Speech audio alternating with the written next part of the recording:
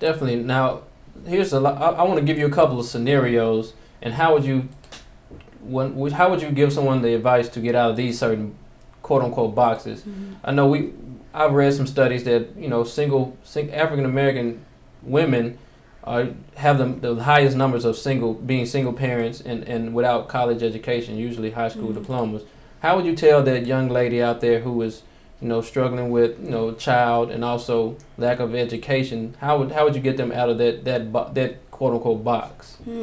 That's a very good question, Trey. Well, first, it depends on what this person is interested in doing. I think education is very important.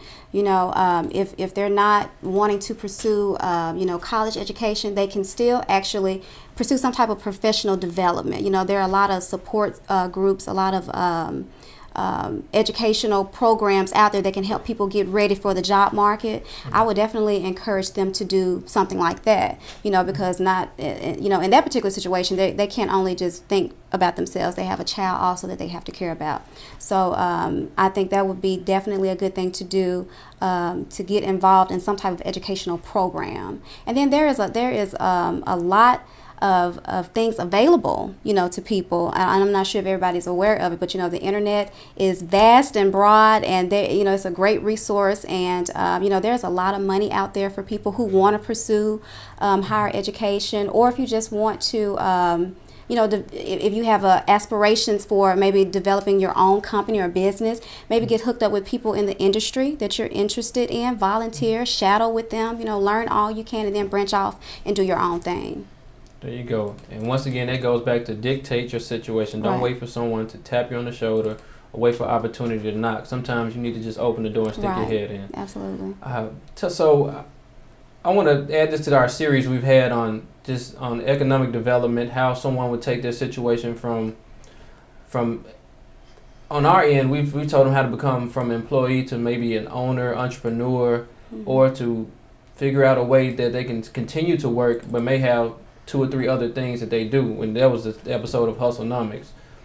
Do you feel that everyone to get out of their box needs to be self-employed entrepreneur, or do you think that there are several routes to getting out of that employment box? No, absolutely no. I don't think that you per se have to be self-employed to get out of the box. Like I said, everyone has different passions. Some people may be employed with a company that they absolutely love and they're passionate about because they may be helping people. They're receiving some type of gratification from what they do. It's just all about what makes you happy. But in whatever capacity that you're working in, you should always seek growth. And in my book, like I said, I offer a lot of business etiquette tips, a lot of things on networking and progressive thinking and actually incorporating patience, which is one thing I think all of us have issues with, is patience, applying balance. So it's not one particular path that you have to take. If it was, we would all be doing it. Everyone doesn't have to own their own business. Some people do great working in companies, and they're a valuable asset to those companies. So to answer your question, no, you don't have to be self-employed. That's a great thing, but you don't necessarily have to be. Okay. Well, this book definitely is something I can see myself buying for a couple of friends of mine, and also some younger people. What is your audience in this book? What is your audience? I have an interesting audience base. College students who probably want to get a glimpse of the real world, because it's not as pretty as sometimes society likes to paint it. A lot of college students have been reading the book. Recent college graduates, if they just want to get some pointers, like I said, on different things, my experiences of applying for jobs and resume writing and actually putting yourself out there for employers, or for people who are actually changing careers totally, because I have a chapter in the book called Bottom Up, because I actually changed careers and I had to start from the bottom up. So I guess we can go from college students to recent college graduates to people changing careers, or people who just wanting to further promote themselves wherever they are. Okay.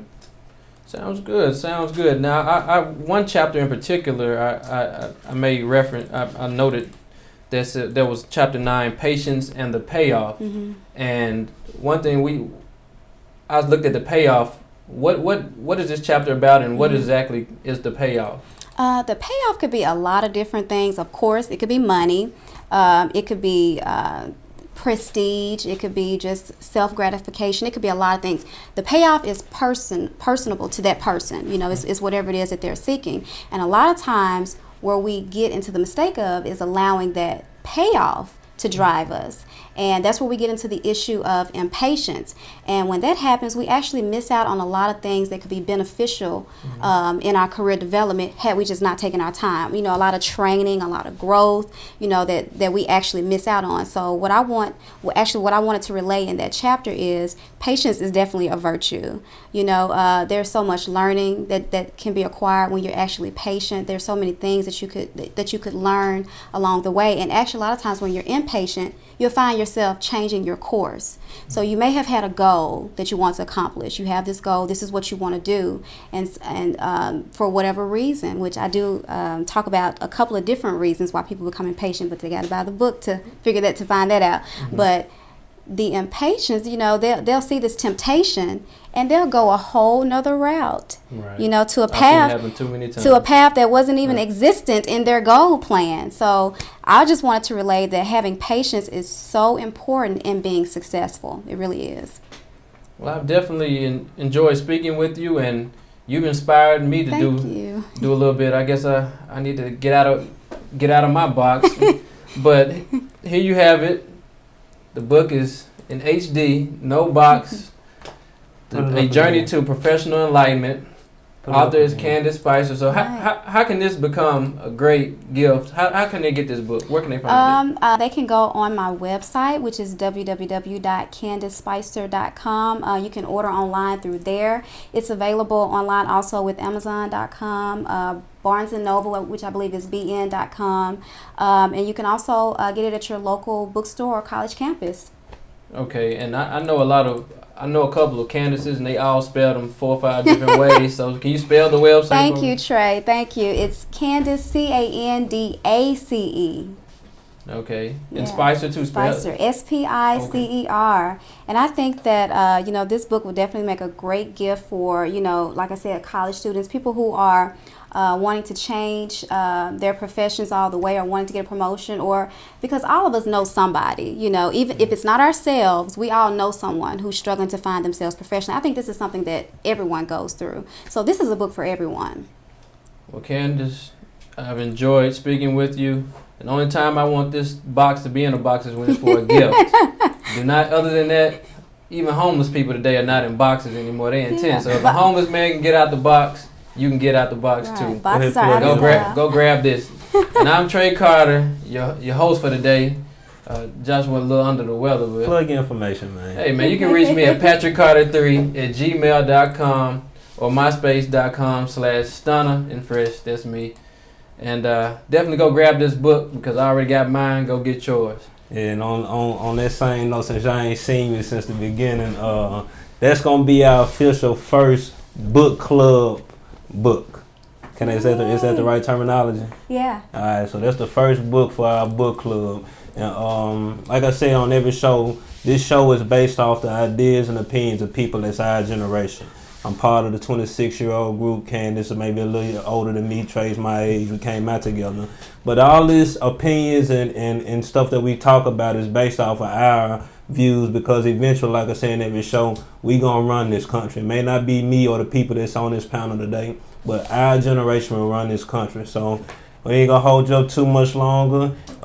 Here's our information about the show. Miller Talk Time, MySpace, / Miller Talk Time. Catch me on the Twitter. Me and Candace Twitter buddies now, so we're going to be following each other. YouTube, / Miller Talk Time for our YouTube channel. Facebook, and everything else.